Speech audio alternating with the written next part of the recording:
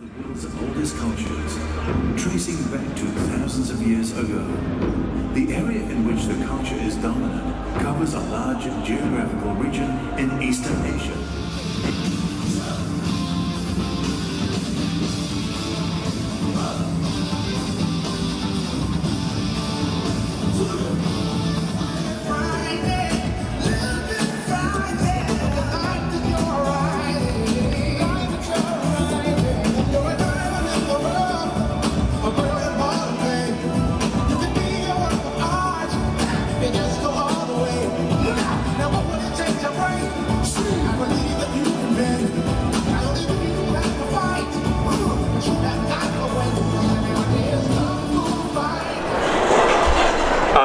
I'd like to acknowledge one individual who's a very close friend of mine.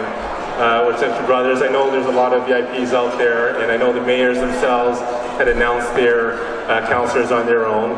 But Peter Yuan, who I'm very close to, is the staff superintendent on the Toronto Police Force. He is chair tonight. Peter, can you stand up?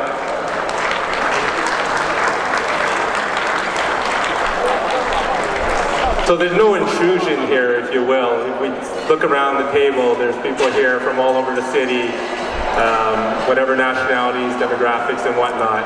And the intention here is just to bring collective togetherness with all of us.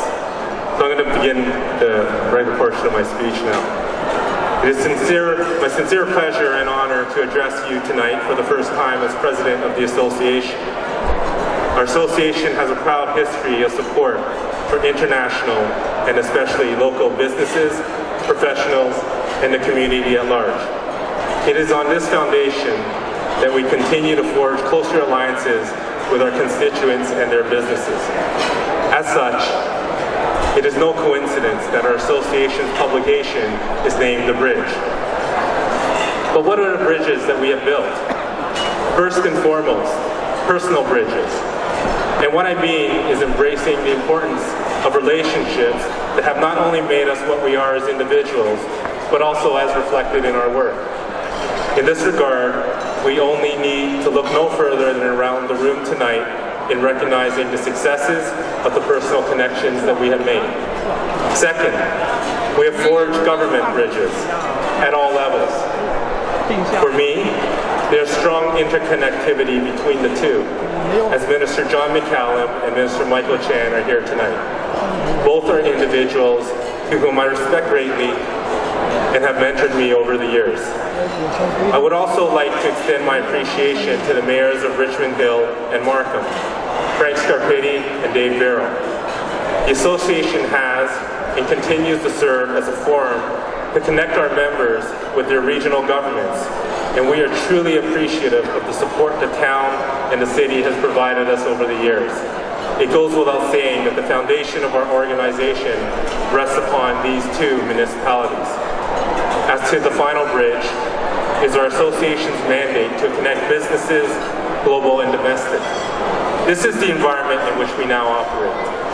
As the world has evolved, so has business and the players in the business community. So will we. In the 23 years since our creation, we have seen a significant influx of immigrants around the world. In the Chinese community, this began a long time ago at the grassroots level.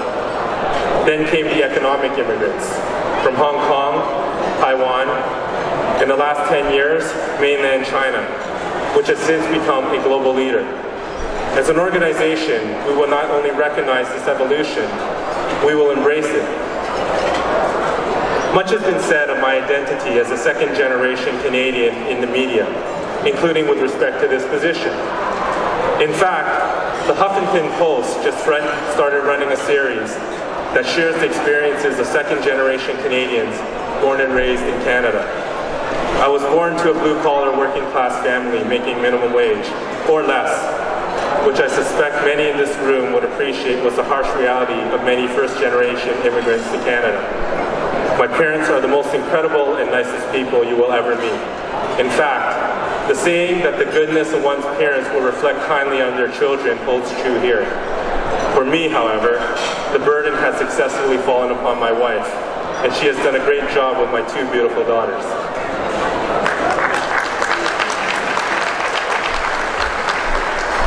But how does this relate? Growing up in Canada, there was always a slight lack of inclusiveness being Chinese in what I call mainstream Canadian society. Similarly, when the Hong Kong economic immigrants arrived in the late 80s and 90s, it was never a complete fit. During this time, however, I became socialized in Canadian culture as well as the nuances of Chinese culture through Hong Kong and also through my family who immigrated from Guangdong province. Through education and experiences, this eventually morphed into an understanding of a multitude of business values. I would like to thank the Consul General of China, Shui Bing, whom is here tonight, and his colleagues, my good friend Yu Zhenwei and Li Yanhui, for attending as well. Similarly, thank you to Kathy Chan, and congratulations on your new position as Director of the Hong Kong Economic and Trade Office. Together, you will collectively represent the advancement of relations between Canada and China and the strengthening of our business, social and bilateral ties. As an association, we hope we will be able to bridge these relationships even further in the years to come. Although I have been part of the association for some years now, the credit for its various achievements goes squarely to our directors and board members, past and present. I would like to thank all of you for your contributions, but especially Annie Ho, whom is like a big sister to me.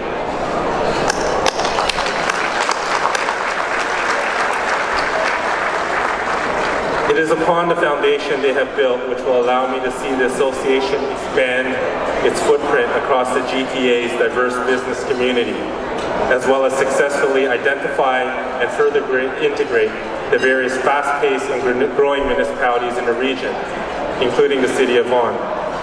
With respect to Vaughan, I would like to acknowledge my good friend Sandra Rocco and also the Mayor of Vaughan, Maurizio Bellavlaca, both of whom are here tonight. Like Richmond Hill and Markham, the city has become a hub for international business, including from the Chinese community. We are appreciative of the city's recognition of our association's efforts, and in turn, we would like to thank you for your attendance here tonight. Mayor Bellavlaca, if I could please invite you to the stage to say a few words.